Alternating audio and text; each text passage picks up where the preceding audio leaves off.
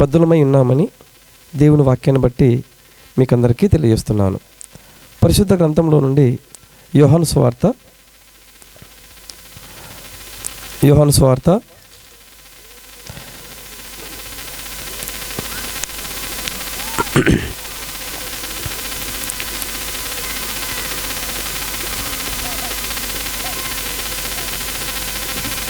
20వ అధ్యాయము,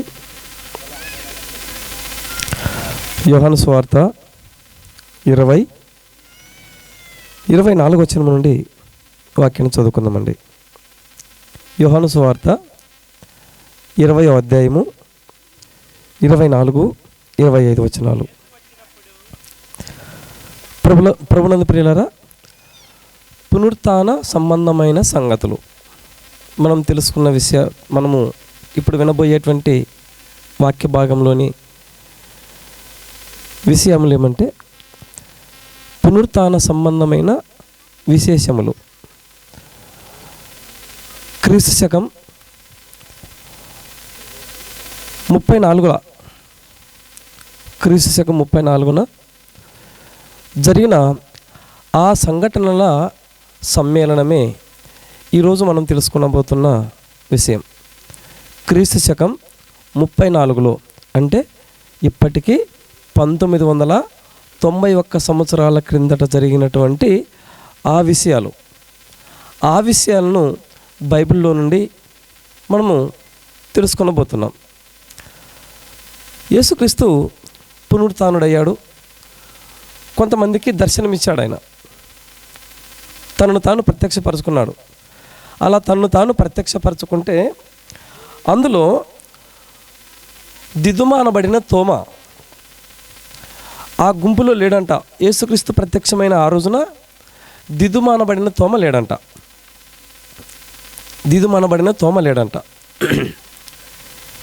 ఎందుకు లేడు?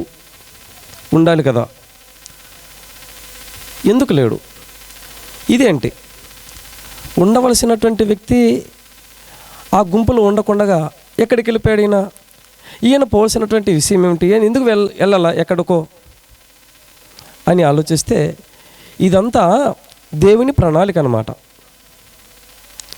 ఉండవలసినటువంటి వ్యక్తి ఇక్కడ ఉండకుండా ఎక్కడికి వెళ్ళిపోయాడంటే ఉండాలి, కానీ ఉండలేదు. ఎక్కడికి వెళ్ళిపోయాడంటే వెళ్ళాలి. అట్లా వెళ్ళిన తర్వాతనే అన్ని విషయాలు అర్థమవుతాయి. అందుచేత ఇక్కడ ఈ వ్యక్తి ఆ గుంపులో లేడు. యేసు ప్రభు వారికి ప్రత్యక్షమయ్యాడు. ఆ గుంపులో అతడు లేడు. ఎప్పుడంట చూడండి. దాన్ని గురించినటువంటి సందర్భ భాగాన్ని మనం పైన చూద్దాం. 19వ వచనం నుండి. ఆదివారం సాయంకాలం అంటే పునరుత్థానుడైనటువంటి దినము. పొద్దున్నే లేచాడైనా. లేచిన తర్వాత కొంతమందికి దర్శనమిచ్చాడు. ఆ రోజే సాయంకాలమున శిష్యులు యూదులందరికీ భయపడిపోయారు. ఎందుకంటే ఇక వాళ్ళకున్నటువంటి బలము, ధైర్యము అన్నీ కూడా ఏమైనా అంటే యేసుక్రీస్తు చనిపోయాడు. వాళ్ళకున్నటువంటి ధైర్యము ఆయనే, వాళ్ళకున్నటువంటి బలము ఆయనే, వాళ్ళకున్నటువంటి జ్ఞానం ఆయనే, వాళ్ళకున్నటువంటి ఆధారం అంతా కూడా యేసుక్రీస్తే. అలాంటి ఆయన ఏమయ్యాడు? సమాధి చేయబడ్డాడు, చనిపోయాడు.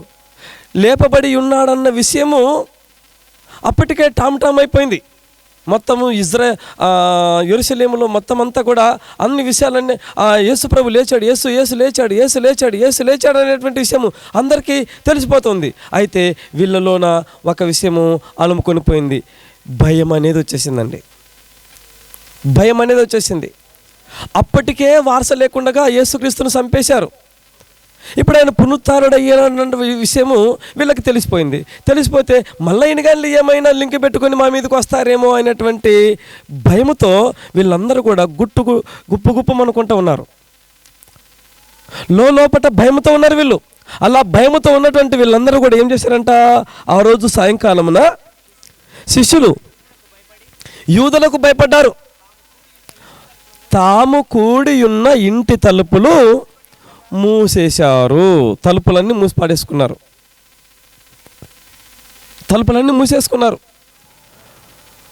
తలుపులు మూసేసుకొని లోపలనే ఉన్నారన్నమాట. శిష్యులందరూ ఉన్నారు. ఉంటే ఒక శిష్యుడేమో ఏమయ్యాడు, చచ్చిపోయా. యేసు ప్రభువుని అప్పగించిన దాన్ని బట్టి తనకు తానుగా పశ్చాత్తాపుతుడై ఏం చేశారంటే ఊరేసుకొని చచ్చిపోయా. ఒక అతను వెళ్ళిపోయా. ఇంకెంతమంది ఉన్నారు? 11 మంది ఉంటారు. 11 మందిలో ఇంకొక ఆయన లేడు. ఇప్పుడు ఎంతమంది ఉంటారు? 10 మంది ఉంటారు. ఇంకా తక్కినటువంటి కొంతమంది విశ్వాసులు కూడా అక్కడ ఉంటారు. ఆ గుంపు ఉందన్నమాట అక్కడ కొంతమంది. వీళ్ళందరూ కూడా చర్చించుకుంటున్నారు లోపట ఇంటిలోన చర్చించుకుంటున్నారు. యేసు ప్రభు మరి తిరిగి లేచాడు, మరి ఎట్లా దీని సంగతి అని చెప్పేసి వాళ్ళలో కలిగినటువంటి ప్రశ్నల భావాలను వాళ్ళు తెలుసుకోవటానికి లేదా వాటిని గురించినటువంటి అధ్యయనం చేయటానికి వారందరూ కలుసుకున్నారు. అలా కలుసుకున్నటువంటి ఆ సమయంలో మరి మేము కలుసుకున్నామన్న విషయం బయట వాళ్ళకు తెలియకూడదని చెప్పేసి బయట వాళ్ళకు తెలియకుండా వీళ్ళు ఒక ఇంటిలో కూర్చొని మాట్లాడుకుంటూ ఉన్నారు. మాట్లాడుకుంటున్నప్పుడు యేసు వచ్చి మధ్యలో నిలబడ్డాడంట. యేసు ప్రభు వచ్చి వాళ్ళు కూర్చున్నటువంటి ఆ సమావేశము మధ్యలోన నిలిచిపోయాడండి. నిలబడి మీకు సమాధానం కలుగునుగాక, మీకు సమాధానం కలుగునుగాక అన్నాడు. అంతే. అందరు బిత్తరపోయారండి. యేసు ప్రభు వాళ్ళ మధ్యకు వచ్చేసాడు. వాళ్ళేమో ఏం చేశారంట? తలుపులు వేసుకున్న తర్వాత యేసు ప్రభు లోపలికి రావాలంటే ఏం చేయాలా? తలుపు తెరసండి అని చెప్పేసి పిలిచి వాళ్ళతోటి తలుపు తెరించుకొని ఆయన లోపలికి రావాలా. కానీ ఈయన డైరెక్ట్గా వాళ్ళ మధ్యలోకి దిగిపోయాడండి. ఎట్లా దిగట్లా? అది వరకు అట్లా లేదే. అది వరకు ఉన్నటువంటి వాడు కాడాయన ఇప్పుడు. అది వరకు ఉన్నటువంటి వాడు ఆయన కాడు. అది వరకు ఉన్నటువంటి శరీర సంబంధమైనటువంటి భూ సంబంధమైనటువంటి దేహముతో లేడాయన ఇప్పుడు. ఆయనకు ఏ దేహం వచ్చింది? మహిమ దేహం వచ్చేసిందండి. మహిమ దేహానికి ఏమండి భూమి కానీ ఆకాశము కానీ గోడలు కానీ ఇవి ఏవి కూడా అడ్డము కావు. ఇది ఎక్కడికైనా వెళ్ళగలుగుతుంది. దీనికి అడ్డమంటూ ఏవి రావు. కాబట్టి యేసుక్రీస్తు మహిమ దేహముతో ఉన్నాడు గనక ఆ మహిమ దేహముతో ఆయన ఉన్నాడు కాబట్టి ఇప్పుడు ఆయన లోపలికి రావటానికి తలుపులు తెరుచుకొని లోపలికి రావాల్సిన అవసరం లేదు. డైరెక్ట్గా ఆయన ఎక్కడికి వెళ్ళాలనుకుంటే అక్కడికి వెళ్ళిపోతాడు. ఇప్పుడు ఆయన గిడిచేది ఉండదు. ఆయన నడవటం అనేటువంటిది ఉండదు, నడకలేదు. ఆయన ఎక్కడికి వెళ్ళాలనుకుంటే అక్కడ వెళ్ళి ప్రత్యక్షం అవుతాడు అంతే. ఆయన ఎక్కడ ఉండాలనుకుంటాడు అక్కడ ఉండిపోతాడు. అలా వీళ్ళందరూ కూర్చున్నటువంటి ఆ ఇంటిలోన యేసుక్రీస్తు వారు నిలబడిపోయాడు, చేరాడు. చేరగానే అందరూ కూడా బిక్కుమనుకుంటున్నారు, భయము గుప్పిట్లో ఉన్నారు. ఆ భయము గుప్పిట్లో ఉన్నటువంటి వాళ్ళకందరికీ యేసు ప్రభు వచ్చి మీకందరికీ ఏం కలగల్లా? భయపడుతున్న వారికి ఏం కావాలా? ధైర్యం కావాలా, సమాధానం కావాలా. అందుకే యేసుక్రీస్తు మీకు సమాధానం కలుగును గాక అని చెప్పేసి అనేటువంటి మాటను వాళ్ళ మధ్యలో ఉపయోగించడం జరిగింది. మీకు సమాధానం కలుగును గాక. వాళ్ళలోని ఏమి లేదు, సమాధానం లేదు వాళ్ళలోన. ఏముంది వాళ్ళలోన? ఏముండదు, భయం ఉంది వాళ్ళలోన. వాళ్ళలో భయం ఉంది. వాళ్ళలో భయం ఉన్నటువంటి కారణం చేత వాళ్ళు సమాధానం లేని వారైపోయారు. అలాంటి పరిస్థితుల్లో యేసుప్రభువారు వారి మధ్యకు వచ్చి సమాధానం కలుగునుగాక అని చెప్పగానే ఆయన అలాగూ చెప్పి వారికి తన చేతులను ప్రక్కలు చూపగా శిష్యులు ప్రభువును చూచి సంతోషించిరి. ఇప్పుడు వాళ్ళకి సంతోషం వచ్చేసిందండి, ధైర్యం వచ్చేసింది. యేసుక్రీస్తు ఏం చేశారంట? తన చేతుల్ని తన ప్రక్కను చూపించుకున్నాడు, తన కాళ్ళను. చూడండి, నేనే మీ యేసును, భయపడద్దండి అని తన శరీరాన్ని చూపించుకున్నాడు. తనకు తగిలినటువంటి గాయాలను ఆయన 5 గాయములు, బలమైనటువంటి గాయాలు, 2 చేతుల్లో, 2 కాళ్ళలో, ప్రక్కలో బల్లెపు పోటు, ఇలాగున 5 గాయాలను పొందినటువంటి వాడు. ఆ 5 గాయాలతో యేసుక్రీస్తు వారు తనను తాను వాళ్ళకి ప్రత్యక్షపరచుకున్నాడు. చూడండి నేనే అని చెప్పి, నేనే ఆయనని చెప్పి వాళ్ళకు ఆయన ప్రత్యక్షపరచుకున్నాడు. అలా ప్రత్యక్షపరచుకున్నప్పుడు వాళ్ళకి ఏమొచ్చిందంట? సంతోషం వచ్చేసింది. సంతోషం కాదండి, మరి సంతోషం కాదా? సంతోషమే. ఇప్పుడు ఎవరైనా ఒక వ్యక్తి మన నుండి దూరం పోయిన తర్వాత మళ్ళీ మనకి దగ్గరగా వచ్చాడంటే ఆయనను బట్టి మనకు సంతోషం వస్తుంది. అవును, సంతోషం వస్తుంది. అలాగే వీళ్ళందరికీ ఎక్కడ లేని సంతోషం వచ్చేసిందండి. ఎక్కడ లేని సంతోషం, ఎక్కడ లేని ధైర్యం వచ్చేసింది, ఎక్కడ లేని బలం వచ్చేసింది. ఎందుకు తెలుసా? యేసు ప్రభు యొక్క దర్శనం. యేసు ప్రభువును వారు చూసినందుకు వారికి ఈ విధమైనటువంటి ధైర్యం వచ్చేసింది. ఇప్పుడు వాళ్ళు కొండలను పిండి చేసేటువంటి ధైర్యం వచ్చేసింది వాళ్ళకి. కొండలను కూడా పిండి చేయగలరు. ఇంకా వాళ్ళకి ఏ విధమైనటువంటి అడ్డము, అదుపు ఏమీ ఉండదుగా. ఎందుకంటే వాళ్ళ ఎదుట, వాళ్ళ మధ్యన ప్రత్యక్షమైపోయాడు ఆయన. తనను తాను చూపించుకున్నాడు, రుజువు చేసుకున్నాడు. కాబట్టి ఇక వాళ్ళకి ఏ విధమైనటువంటి ఆటంకం ఏమీ లేదు. అంతటి ధైర్యం వచ్చేసింది వాళ్ళకి. సంతోషించారు. అప్పుడు యేసు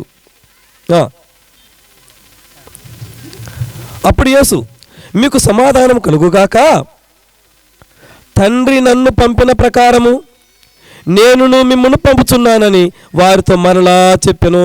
ఇదిగో తండ్రి నన్ను పంపినట్లుగా నేను కూడా మిమ్మల్ని పంపుతున్నాను. తండ్రి నన్ను పరలోకము నుండి ఎలాగైతే పంపుతున్నాడో భూమి మీద ఉన్నటువంటి మిమ్మల్ని నేను కూడా భూలోకానికి పంపుతున్నాను, సమాజం మధ్యకి వెళ్ళి పంపుతున్నాను. అందుకనే శిష్యులకు చెప్పాడు. యేసుక్రీస్తు ఏమన్నాడంటే, మీరు మత్తయి సువార్త 28వ అధ్యాయం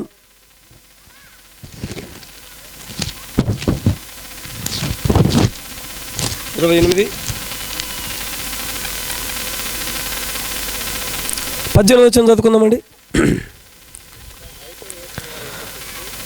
అయితే మత్తయి సువార్త 28:18, అయితే యేసు వారి యొద్దకు వచ్చి, పరలోకమందును భూమి మీదను నాకు సర్వాధికారం ఇవ్వబడి ఉన్నది.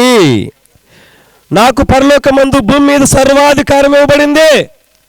సర్వాధికారం అయితే వచ్చేసింది ఆయనకు. సర్వాధికారం నాకు ఇవ్వబడింది కనుక కాబట్టి మీరు వెళ్ళి సమస్త జనులను శిష్యులుగా చేసేయండి. అందరినీ నాకు శిష్యులుగా చేసేయండి. మీరొక్కరే కాదు నాకు శిష్యులు. మీ ద్వారా వాక్యము విని ఎవరైతే రక్షణ పొంది నా మాటల ప్రకారం నడుచుకుంటూ నన్ను లోకానికి చూపిస్తారో వాళ్ళందరూ కూడా నాకు శిష్యులు అవుతారు. కాబట్టి అందరిని శిష్యులుగా చేసేయండి.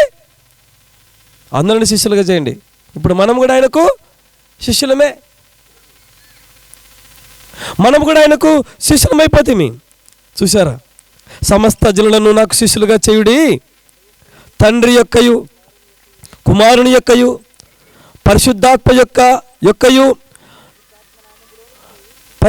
యొక్కయు నామములోనికి వారికి బాప్తిస్మం ఇచ్చుచు నేను మీకు ఏ సంగతులైతే ఆజ్ఞాపించానో వాటన్నిటినీ గైకొనవలనని వారికి బోధించండి. నేను మీకు ఏ సంగతులు అయితే చెప్పానో ఆ సంగతులు వాళ్ళకు కూడా చెప్పండి. నేను చెప్పిన విషయాలే వాళ్ళకి చెప్పండి. ఎవరు చెప్పాలంట? మీరు ఎవరికైతే వెళ్ళి చెప్తారో వాళ్లకు కూడా ఈ మాటలు తెలియపరచండి. ఆయనను గురించిన సమాచారము మీ మట్టుకు మాత్రమే నిలబడిపోకూడదు, మీ వరకు మాత్రమే ఉండిపోకూడదు. మీ తర్వాత విశ్వసించబోయేటువంటి వాళ్ళు కూడా ఇలాగునే నన్ను గురించి అనేకులకు ప్రకటించాలా. చూడండి, అది ఒక తరముతో అయిపోయేటువంటి పని కాదు, ఒక జాతితో అయ్యేటువంటి పని కాదు, ఒక కులముతో అయ్యేటువంటి పని కాదు, ఒక దేశముతో అయ్యేటువంటి పని కాదు.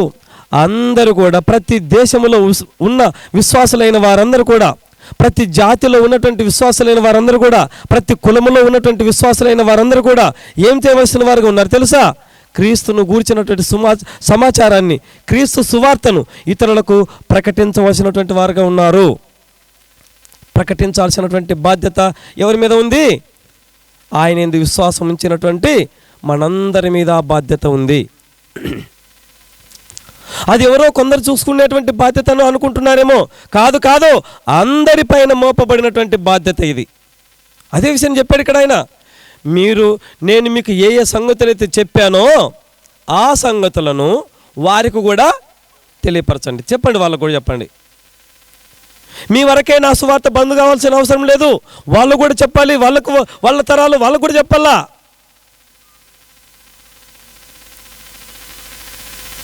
వాళ్ళకు అట్లే చెప్పుకుంటూ వెళ్తారు. అందుకని కీర్తనకారుడు ఒక చోట ఏమంటాడంటే, చూద్దామని కీర్తన గ్రంథము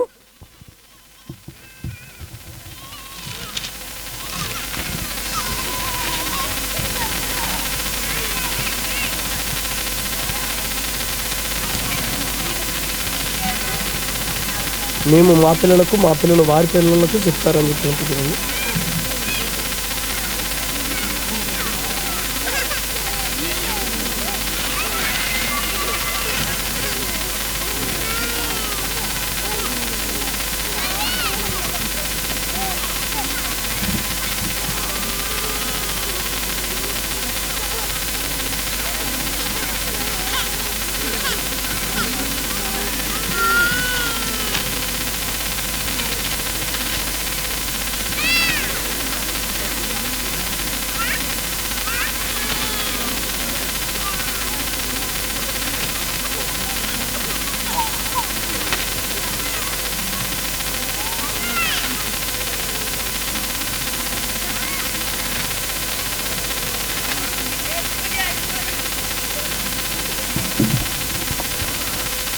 సరే, ఆయన గురించిన సమాచారము మన వరకు మాత్రమే, అది ఇక్కడితో మాత్రమే బంద్ కావటానికి వీలులేదు.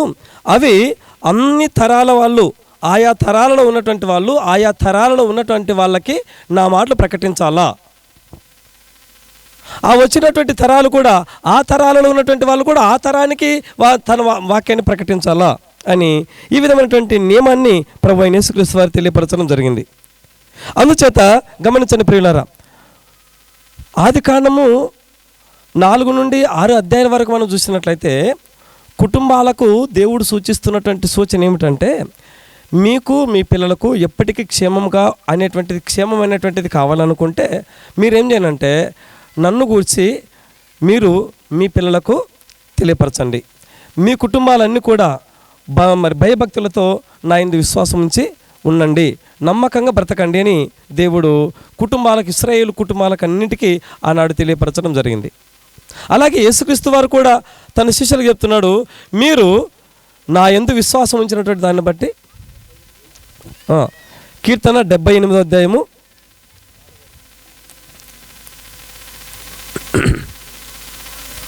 78:4 ఇక్కడ చూడండి ఎంత చక్కగా చెప్పాడో. కీర్తన ఆసాపు ద్వారా దేవుడి మాట వ్రాయించాడు.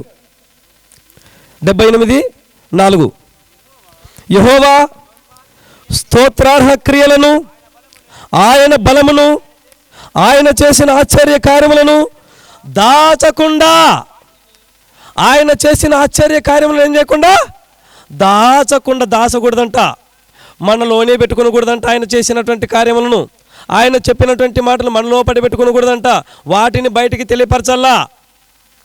అందుకనే ఆయన కొంతమందికి కొన్ని తలాంతులు ఇస్తాడంట. ఆ తలాంతులు ఇస్తే ఆ తలాంతులు ఏం చేయాలా? తలాంతులు ఇస్తే ఆ తలాంతుల్ని వాడుకునల్లా.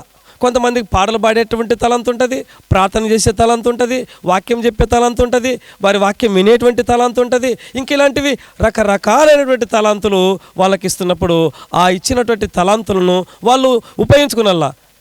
తలాంతులు ఇచ్చినా కూడా కొంతమంది ఏం చేస్తారంట, ఒక ఆయన ఏం చేశారంట, ఒక తలాంతు ఇచ్చేస్తే ఆ తలాంతుని ఏం చేసిన అతడు సమాధిలో, భూమిలోన తవ్వి దాచిపెట్టుకున్నాడంట. చూసారా? దాచిపెట్టుకునే వాళ్ళుగా కాకూడదు. దేవుని తలాంతులను వాటిని ఖర్చు పెట్టేటువంటి వాళ్ళగా ఉండాలా. దాచిపెట్టుకోకూడదు తలాంతుల్ని.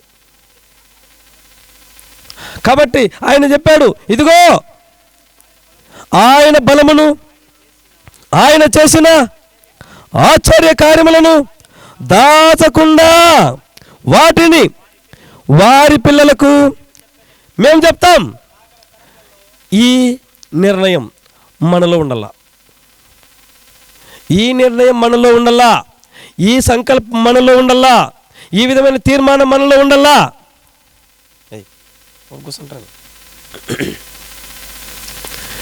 ఈ నిర్ణయం మనలో ఉండాలా. ఏం నిర్ణయం అంట? ఏం నిర్ణయం? చూడండి, వీళ్ళు ఏమన్నారు? ఆయన బలమును, ఆయన చేసిన ఆశ్చర్య కార్యములను దాచకుండా వాటిని వారి పిల్లలకు మేము చెప్తాం.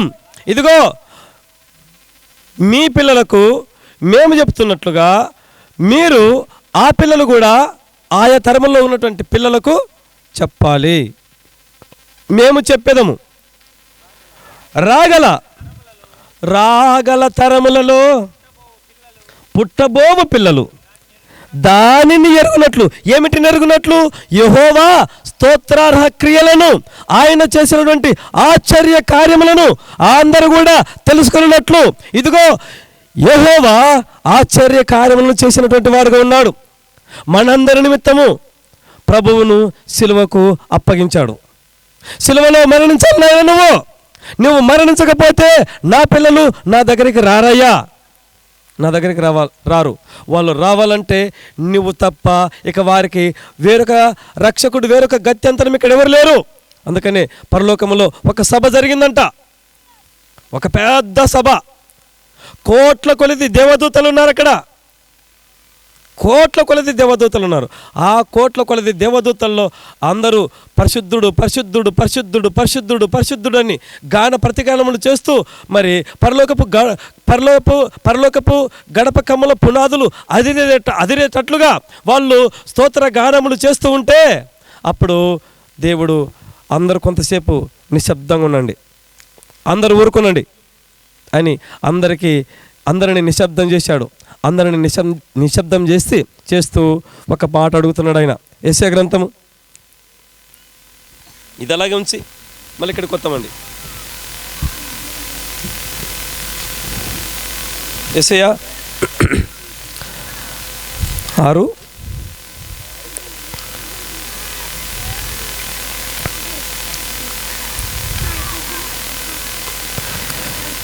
యెషయా గ్రంథము 6వ అధ్యాయము. ఇంకా కిందికి రండి. మా నిమిత్తము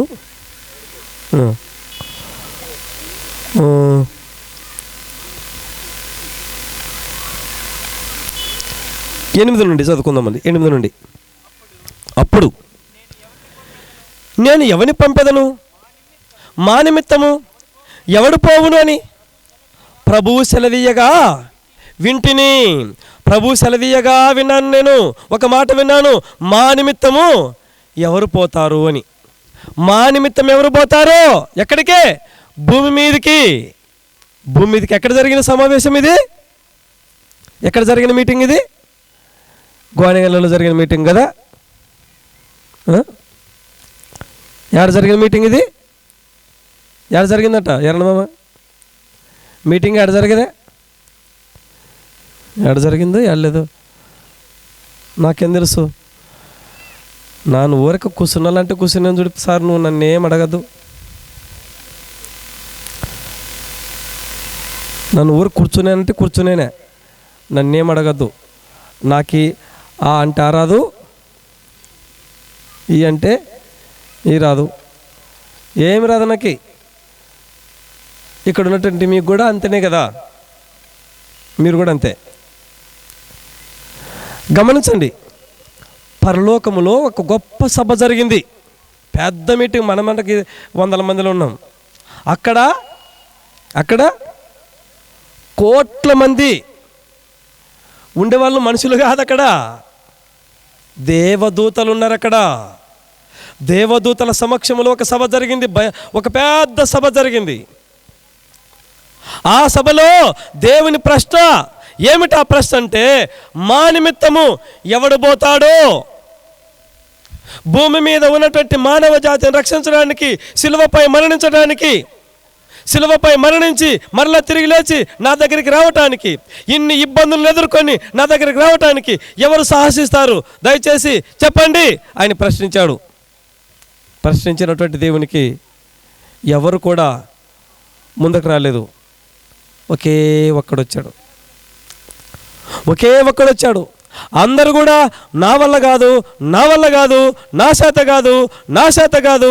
ఎందుకంటే భూలోకానికి వెళితే వెళ్ళినటువంటి వారందరూ కూడా ఏం చేయాలా? మనుషుల కోసము ఇన్ని ఇబ్బందులు ఎదుర్కొనాల, ఇన్ని ఇబ్బందులు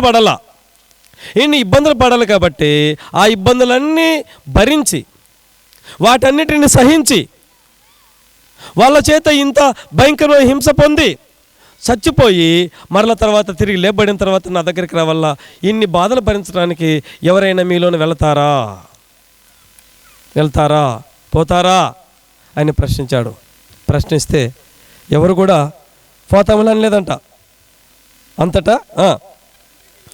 అంతటా నేను చిత్తగించుము నేనున్నాను. అంతటా నేను చిత్తగించుము నేనున్నాను. చిత్తగించుము నేనున్నాను. ఎవరున్నారు? నేనున్నాను అన్నాడు ఒక ఆయన. ఎవరాయన తెలుసా? నేనున్నాను, నన్ను పంపండి అని అన్నాడు ఒక ఆయన. ఎవరైనా మన ప్రభువైన యేసుక్రీస్తే. ఆయనే నేనున్నాను, నన్ను పంపమనగా ఆయన అప్పుడు దేవుడు అంటున్నాడు, నువ్వు పోయి ఈ జనులతో ఇట్లను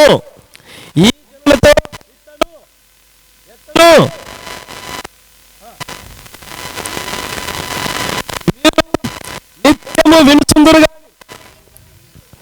నిత్యం వింటారు కానీ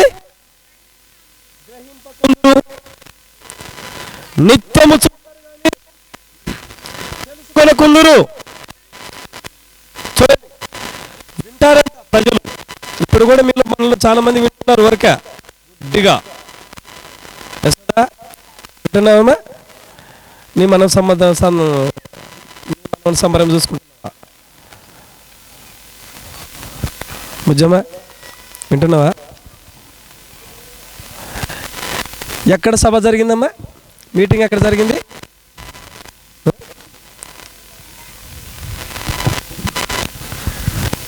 మీటింగ్ ఎక్కడ జరిగింది?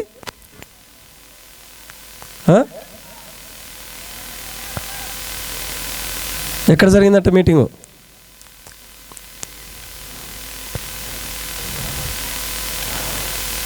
గోనెగల కదా? ఎక్కడ? పరలోకంలో జరిగిన మీటింగ్ సంగతి ఇప్పుడు మనం చూసుకునేది. పరలోకంలో కూడా మీటింగ్ జరుగుతుందా? పరలోకంలో కూడా మీటింగ్ ఉంటుంది. ఎప్పటికీ మీటింగ్ ఎక్కడ? మనమన్న ఇప్పుడు పండగ ఫోటోనే మీటింగులు. అక్కడ ఎప్పటికి మీటింగే ఉంటుంది అక్కడ. చూడండి ఆ మీటింగ్ను కూర్చొని విశేషాన్ని అదే 6వ అధ్యాయంలో అక్కడ అతడు రాస్తాడు. ఏమని రాశాడంటే 6వ అధ్యాయము 2వ వచనం నుండి లేక మొదటి నుండి కూడా చూద్దామండి. ఆ మీటింగ్ సందర్భాన్ని, ఆ మీటింగ్ విశేషాన్ని చూద్దాం. రాజైన ఉజ్జియా మృతి పొందిన సంవత్సరమున, ఇక్కడ చదువుతున్నాలే, అత్యున్నతమైన సింహాసనమందు ప్రభువు ఆసీనుడై ఉండగా నేను చూశాను. ఎవరు చూశారు ఈ సంఘటనను? ఈ గ్రంథాన్ని ఎవరైతే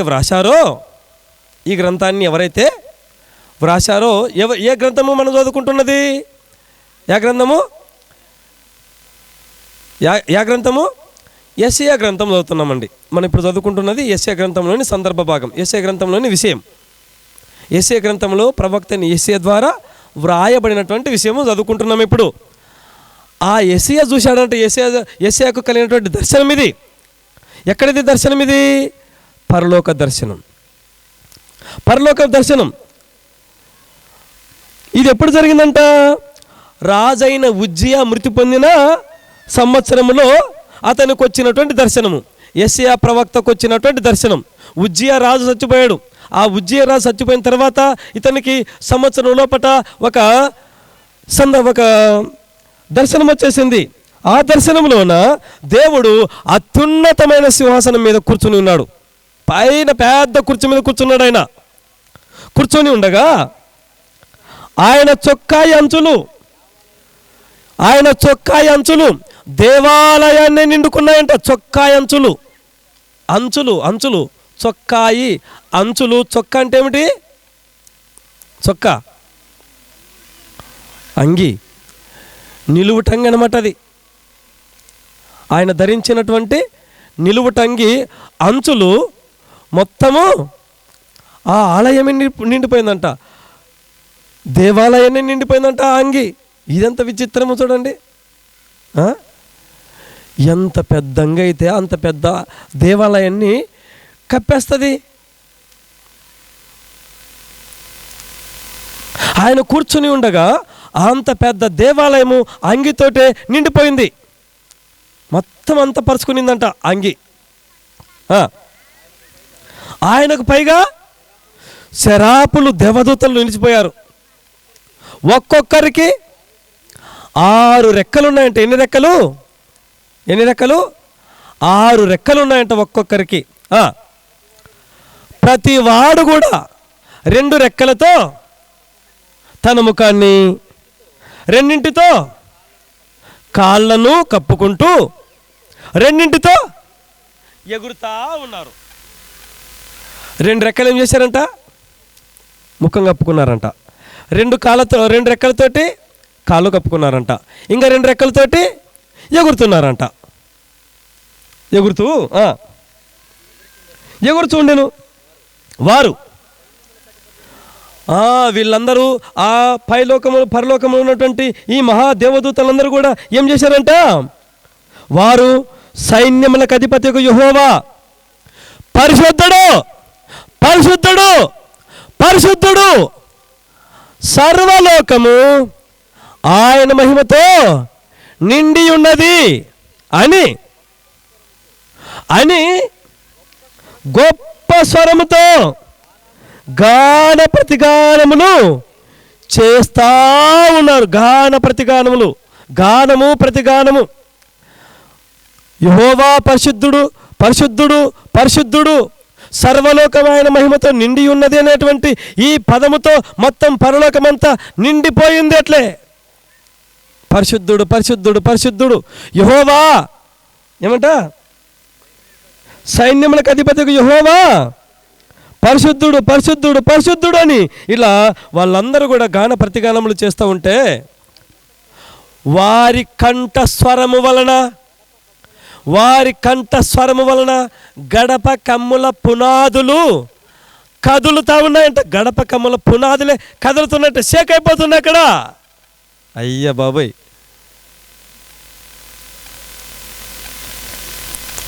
వాళ్ళ గడప కమ్ముల పునాదులు ఏమైనాయి? అదురుతున్నాయంట. గడప అక్కడ ఉన్నటువంటి పరలోక దేవాలయపు గడప కమ్ములే ఏమవుతున్నాయి? కదులుతున్నాయంట, షేక్ అవుతున్నాయి. శబ్దానికి చాలా వస్తువులు ఏమవుతుంటాయి? కదులుతాయండి. తెలుసా మీకు? శబ్దానికి చాలా వస్తువులు కదులుతాయి. శబ్దానికి ఉదాహరణకి మనం రోడ్లోన ఏవైనా బస్సులు వెళ్తున్నప్పుడు కొన్ని స్థలాలు ఉంటాయన్నమాట. ఆ కొన్ని స్థలాలలో ఏమవుతుంటుందంటే వస్తువులు, వాటికి దగ్గరగా ఉన్నటువంటి వస్తువులు ఏమవుతుంటాయంటే కదులుతుంటాయి, అట్లా ఊగుతుంటాయి, షేక్ అవుతుంటాయి. ఆ శబ్దం యొక్క తీవ్రత అట్లుంటుంది అనమాట ఆ ప్రాంతంలోన. కాబట్టి మరి ఇలాగున గడప కమ్మల పునాదులు అదురుతున్నాయి. అప్పుడు దేవుడు అందరితో మందిరము ధూమము చేత నిండి ఉండగా చాలు. ఇక మొత్తం పరలోకమంతా కూడా ఇలాంటి పరిస్థితుల్లో నిండిపోయింది. అప్పుడు ఆయన దేవుడు కలగజేసుకొని ఇప్పుడు ఈ మాట అంటున్నాడు 8వ వచనంలోన, అప్పుడు ఆయన, నేను ఎవరిని పంపెదను, మా నిమిత్తం ఎవడు పోవునని ప్రభు సెలవీయగా వింటిని. అంతటా నేను, చిత్తగించుము, నేనున్నాను, నన్ను పంపుము అనగా ఆయన, నువ్వు పోయి ఈ జనులతో ఇట్టను, మీరు నిత్యము వినుచుందురు గాని గ్రహింపకుందరు, నిత్యము చూస్తారు గాని తెలుసుకొనకుందురు.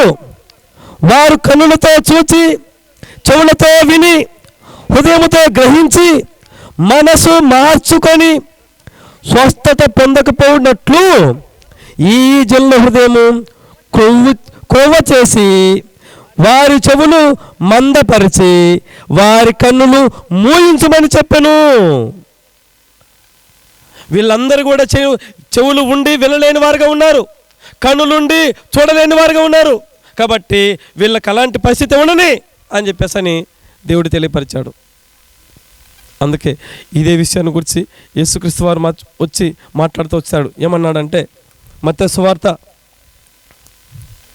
13వ అధ్యాయం 13వ వచనం, మత్తయి 13 నుండి, ఇందు నిమిత్తము నేను ఉపమాన రీతిగా వారికి బోధించుచున్నాను.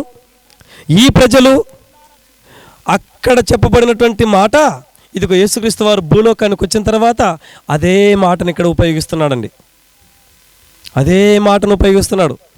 ఈ ప్రజలు కళ్ళార చూసి, చెవులార విని. ఇప్పుడు కళ్ళార చూసిన తర్వాత అర్థం కావాలన్నా, చెవులార విన్న తర్వాత అర్థం కావాలన్నా, అర్థం కావాలా?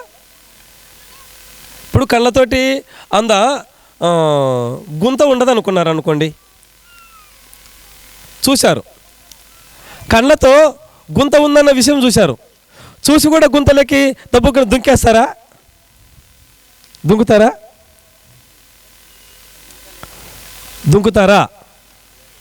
దుంకరు కదా. కానీ మీరు దుంకుతారంట, గుంతను ఒకటి దుంకుతారంట. కళ్ళారా చూస్తారు కానీ, గుంత ఉందని చూస్తారు కానీ గుంతలోకే దుంకుతారంట. ముండ్లున్నాయని చూస్తారంట. అయితేనేమిలా అని చెప్పి పసరంలాగా ఏం వాడేమన్నా పశువు అట్లా వస్తాడు, అంత ముండ్లు అట్లుంటే అట్లా వస్తాడు వాడు. వాడిని కాళ్ళ లేకుంటే ఈయనప పాదాలవనివి అని అంటుంటారు. అట్లా జనులు కళ్ళారా చూస్తారంట, చెవులారా వింటారంట, కానీ మనసు మార్చుకోరంట. విన్న తర్వాత మనసు మార్చుకునల్లా, చూసిన తర్వాత మనసు మార్చుకునల్లా. విన్నా మనసు మారదు, చూసినా మనసు మారదు. ఇంకా 4 ఏట్లు పెట్టినా కూడా మారరు. మారకపోతే ఎలా? మనసు మార్చుకొనటానికే దేవుడు ఈ విధమైనటువంటి సందర్భాలను భూమి మీద జరిగించినటువంటి వాడై ఉన్నాడు. మనం మనసు మార్చుకొని మనకిష్టమైనట్లుగా కాకుండా ఆయనకి ఇష్టమైనట్లుగా ఉండటాని కొరకే ఇదిగో ఈ విధమైనటువంటి విశేషాలన్నిటినీ మన కొరకు జరిగించిన వాడై ఉన్నాడు ఆయన. మనసు త్రిప్పుకొని నా వలన స్వస్థత పొందకున్నట్లు వారి హృదయము క్రొవ్వినది. ఏమైందంట? కొవ్వు పట్టేదే. ఎంతమంది కొవ్వు పట్టిన వాళ్ళు ఉన్నారు ఇక్కడ? కొవ్వు అంటే మామూలు కొవ్వు ఉంటుందండి, ఆ కొవ్వు కాదు సంగతి. ఏ కొవ్వు? గర్వం అనేటువంటి కొవ్వు, లెక్కలేనితనం అనేటువంటి కొవ్వు. ఎన్నో ఏళ్ళ నుండి వింటున్నా దానిని గూర్చినటువంటి ఒక అవగాహన మాత్రము లేని కొవ్వు బట్టి ఉన్నటువంటి వాళ్ళారా, మీ కొవ్వును కరిగించుకోండి. కానీ శరీరానికి పట్టినటువంటి కొవ్వును మాత్రం కరిగించుకుంటానికి చూస్తారండి. పొద్దున్నే లేస్తారు, పొద్దున్నే లేచి వాకింగ్లో మరి తర్వాత వాటిని ఏమంటారు, జాగింగ్, వ్యాయామంలో ఇవన్నీ చేస్తారు. ఏం చేయనికే? కొవ్వు కరిగించుకునికే. ఆ కొవ్వు కరిగించుకుంటావు కానీ అహంకారమైన కొవ్వు కరిగించుకున్నావా? వింటున్నావు కానీ నాకు సంబంధం లేదన్నట్టుగా ఉంటున్నటువంటి ఆ కొవ్వు కరిగించుకోవా? అది కరగల. అది కరిగితేనే ఇదిగో ఈ కొవ్వు, ఇది కొవ్వు పెరిగినా లెక్కలేదండి, అది తగ్గినా లెక్కలేదండి, ఏమైనా లెక్కలేదండి. అది కాదు కావాల్సింది, అది తగ్గడం అది పెరగడం కాదు కావాల్సింది. ఏం తగ్గాలంటే మన మనసులో ఉన్నటువంటి కొవ్వు తగ్గల, మన వినికిడిలో ఉన్నటువంటి కొవ్వు తగ్గల్లా. వినికిడి సంబంధమైన కొవ్వు, దృష్టి సంబంధమైన కొవ్వు తగ్గల, అది తగ్గల్లా. అంటే మనసు లోపట ఉన్నటువంటి ఆ భావం తగ్గిపోవాలండి, అదే కొవ్వు. ఆయన అదే విషయం చెప్పాడు. ఈ కొవ్వు కాదు, ఆ కొవ్వు తగ్గల్లా.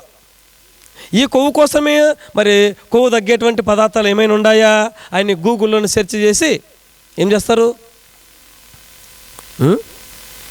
కొవ్వు తగ్గించేటువంటి పదార్థాలు ఏమైనా ఉన్నాయా అని చెప్పేసి అని అవి తెలుసుకొని, ఒక కొవ్వే కాదండి, అన్నీ ఏమేమైతే బరువు తగ్గడానికే చూస్తాము, తర్వాత కొవ్వు తగ్గించుకునే చూస్తాము, తర్వాత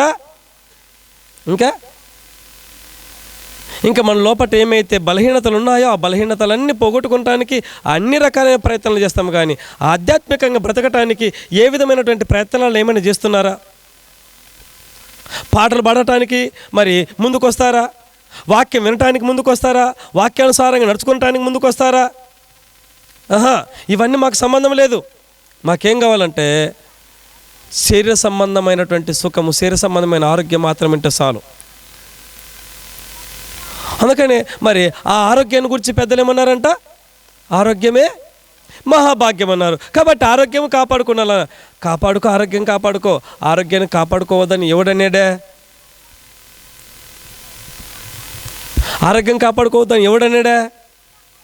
పోయి మనము మరి మట్టిలోన చేయి పెట్టేసి మళ్ళీ తిరిగి అదే మట్టిలో చేయి పెట్టినటువంటి అదే బురద చేతితోటి పోయి మరి బువ్వ వేసుకొని తింటామా?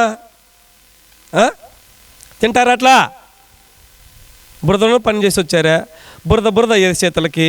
ఇప్పుడు పోయి అన్నం వేసుకొని తింటారా?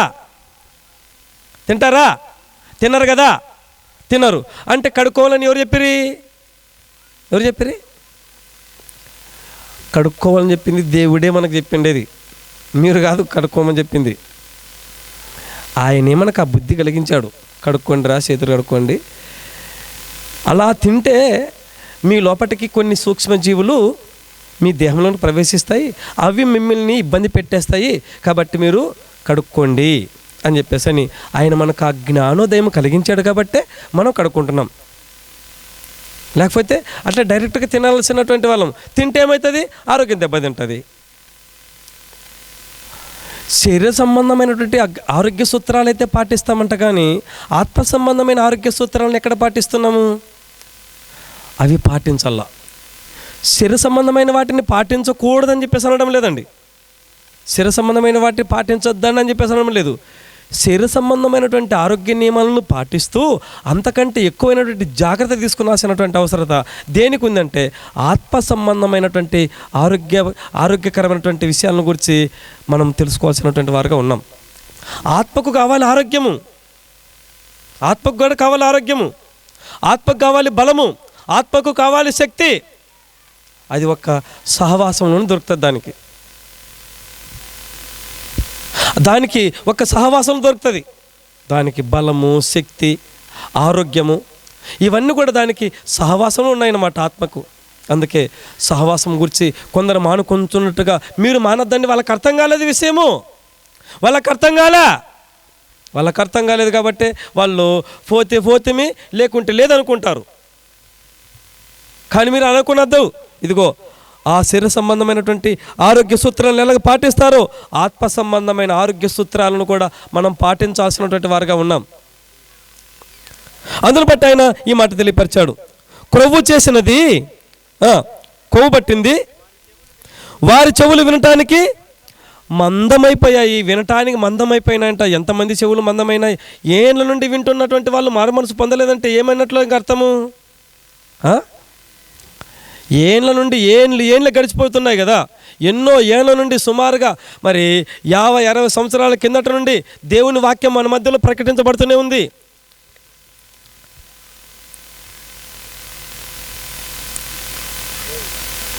ఎన్నో ఏళ్ళ నుండి దేవుని వాక్యం మన మధ్యలో ప్రకటించబడుతున్నా మరి ఇప్పటికీ అప్పటి నుండి ఇప్పటి వరకు వాక్యాన్ని వింటున్నటువంటి వాళ్ళందరూ కూడా ఎంత మారు మనసు పొందాలో, ఎంత ఆధ్యాత్మికంగా ఎదగాల్సినటువంటి వారికి ఉండాలి. కానీ ఎదుగుతున్నారా? యాడేసిన గొంగలి ఆడన్నట్టుగా ఉంటున్నారు. మళ్ళా ప్రార్థనకు వచ్చేదే, ప్రార్థనకు రావడం మాత్రమే కాదండి, ఆత్మీయంగా ఎదగాల. వచ్చిన దానికి మనం ప్రతిఫలాన్ని పొందుకొనాలా. యేసుప్రభు ఈ లోకానికి వచ్చాడు, ఆయన వచ్చిన పనిని చక్కగా జరిగించాడు. అలాగే మనం కూడా లోకంలోనికి వచ్చాము, మన మీద ఉంచబడినటువంటి పని కూడా మనం కూడా దాన్ని చక్కగా జరిగించాల.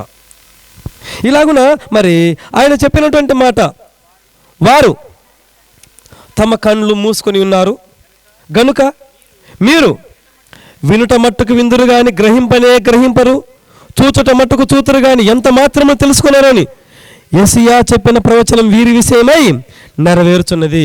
ఇదిగో దయచేసి ప్రియులారా, ఈ మాటలు మీరు ఎంత దూరంలో నుండి అయితే వింటున్నారో మీ విషయంలో జరగకుండా చూసుకోండి. మీ విషయంలో జరగకుండా చూసుకోండి.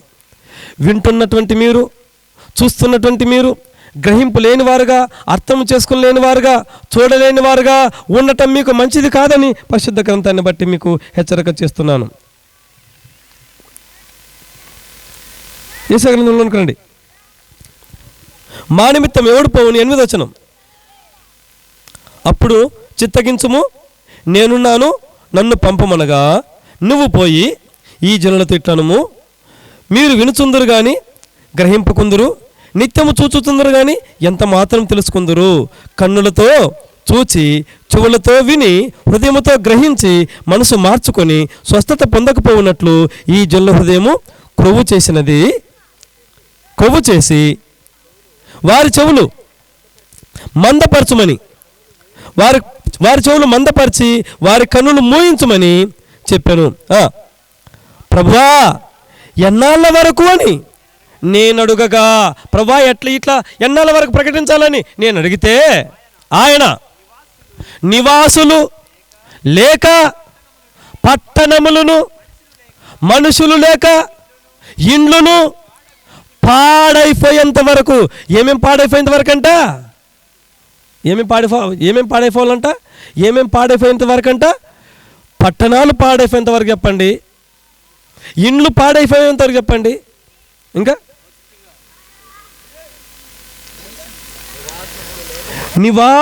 నివాసులు లేక పట్టణములను, మనుషులు లేక ఇండ్లను పాడగు వరకు, దేశం బొత్తిగా బీడగు వరకు. ఎప్పటి వరకు అంట? దేశం మొత్తం బీడైపోయేంత వరకు చెప్పండి. దేశం బీడైపోయేంత వరకు చెప్పండి. నివాసులు లేకుండా అయిపోయేంత వరకు చెప్పండి. ఇండ్లు పాడైపోయేంత వరకు చెప్పండి. ఎంత విచిత్రమైనటువంటి మాట. కాబట్టి ప్రియులారా గమనించండి, ఇలాగున ప్రకటించమని తెలియచేయబడింది ఈ మాట. ఇదిగో ఇప్పుడును ప్రకటన చేయబడుతుంది. అందుకే ఇదిగో గమనించండి, యేసుక్రీస్తు వారు ఈ లోకానికి వచ్చి ఆయన చనిపోయి పునరుత్థానుడై పరలోకానికి ఆరోహణమై వెళ్ళిపోయాడు. అయితే ఆ సందర్భాలలో ఆ రోజున యేసుక్రీస్తు వాళ్ళ మధ్యలో ప్రత్యక్షమై వాళ్ళకు సమాధానం కలుగునుగాక, నేను మీకు ఏ సంగతులు అయితే చెప్పానో ఆయా సంగతులు మీ వలన సువార్త విన్నటువంటి వాళ్ళందరూ కూడా అదే విధంగా నడుచుకోవాలని చెప్పేసి వాళ్ళు కూడా తెలియపరచానని యేసుక్రీస్తు వారు ఆ 10 మంది శిష్యులకి, తర్వాత ఉన్నటువంటి మిగిలినటువంటి విశ్వాసులైన వాళ్ళకందరికీ ఈ మాటలు తెలియపరచడం జరిగింది. అలాగని చెప్పినప్పుడు ఇప్పుడు ఇక్కడికి రండి, మళ్ళీ యోహాను సువార్తలోకి రండి, ముగించేసుకుందాం. యేసు వచ్చినప్పుడు ఆ 12 మందిలో ఒకడైన దిదుమ అనబడిన తోమ వారితో లేకపోయాను. దిదుమ అనబడిన తోమ లేడంట అక్కడ. 12 మందిలో ఒకడు అంటే 12 మందిని తలుస్తున్నారండి ఇక్కడ. ఎందుకంటే శిష్యులంటే ఎంతమంది? 12 మంది. కాబట్టి ఆ 12 మందిలో ఒక అతను చనిపోయాడు. 11 మంది ఉన్నారు. 11 మందిలో ఇప్పుడు ఒక అతను లేడు. మిగిలిన 10 మంది ఉన్నారు. తక్కినటువంటి వాళ్ళు కూడా విశ్వాసులు ఉన్నారు, అందరూ ఉన్నారు. కొంతమంది మాత్రమే ఆ ఇంట్లో కూడుకొని ఉంటే అందులో తోమ లేడంట. తోమ లేడు. యాటివైతామంటే పోయాడు అతను, ఏదో పని మీద వెళ్ళిపోయాడు. వెళ్ళిపోయాడు. గనుక తక్కిన శిష్యులు తోమ వచ్చాడప్పుడు, మేము తోమా యాటివంటివిరా, యాటివంటివి, ఎక్కడ వంటివి? మామన్నా ప్రభువును చూస్తేమి, మేము ప్రభువును చూసాము అని అతనితో చెప్పగా, అతడు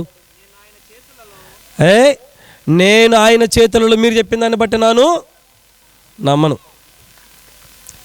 మీరు చెప్పిన దాన్ని బట్టి నేను నమ్మను. నేను ఆయన చేతులలో మేకుల గుర్తును చూసి వీళ్ళకి చూపించానా? మేకుల గుర్తులు వీళ్ళకి చూపించానా? చూపించలేదా? ఈ 11 మందికి, ఈ 10 మందికి, మిగిలినటువంటి వాళ్ళకందరూ చూపించానా? చూపించాడండి.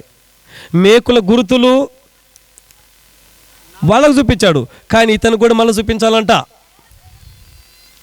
బాబు రై, మీరేమక్కడ ఊరు కూర్చోండి. మేకుల గుర్తులు చేతుల్లో శీలలు కొట్టారు, కాళ్ళల్లో మేకులు కొట్టారు.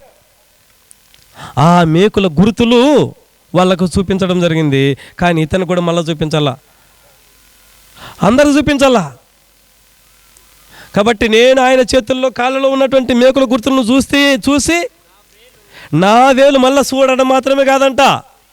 చూడండి ఇతను కోరుకున్న కోరిక ఎట్లుందో. చూసేకట్టుగా సరిపోతుంది కదా, చూసేకట్టు సరిపోతుంది కదా, చేతులు చూడప్ప అని చెప్పేసని. మళ్ళీ ఏం చేస్తానంటే ఇతను మళ్ళీ ఏళ్ళు మేకుల గుర్తులోనే పెడతానని చెప్పేసని ఆ తగిలినటువంటి గాయాలకి. ఎందుకంటే ఇప్పుడు ఎన్ని రోజులైంది?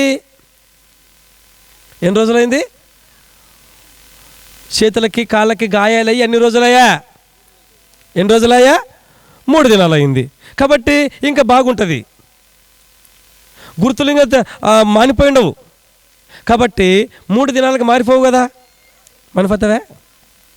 మానిపోవు. అందుచేత ఆ చేతుల్లో, ఆ కాళ్ళలో, ఆ ప్రక్కలో నాను వేలు పెట్టి చూస్తేనే కానీ నేను నమ్మను అని చెప్పేస్తానండి. తెగించి మాట్లాడేశాడని. నేను నమ్మను పో, మీరు ఎన్నన్నా చెప్పండి, నన్ను మాత్రము నమ్మను. కొంతమంది అట్లనే ఉంటారు, నన్ను మాత్రం అట్లా నమ్మను. నాకు ఎట్లా ఏముండాలా? నాకు రుజువు ఉండాలా, నాకు రుజువు కావాలా. రుజువు ఉంటేనే నమ్ముతా, రుజువు లేకుంటే నేను మీరందరూ చెప్పినట్లుగా నన్ను నమ్మాలంటే నాకు అట్లా నమ్మేటువంటి పరిస్థితి లేదు అని చెప్పి అలాగని తెలియపరుస్తుంటారు వాళ్ళ అభిప్రాయాన్ని. అయితే మళ్ళీ ఏమైందంట, 8 దినములైన తర్వాత, 8 దినాలైందంట. మళ్ళీ 8 దినాలంటే మళ్ళీ ఎవరెంబడి ఉంటుంది తికనమా? మళ్ళీ 8 దినాలకంట మళ్ళీ ఎవరెంబడి ఉంటుంది?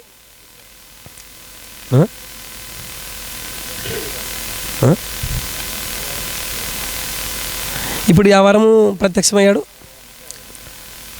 ఆదివారం నుండి మళ్ళీ 8 దినాలంటే ఏ వారం పడుతుంది?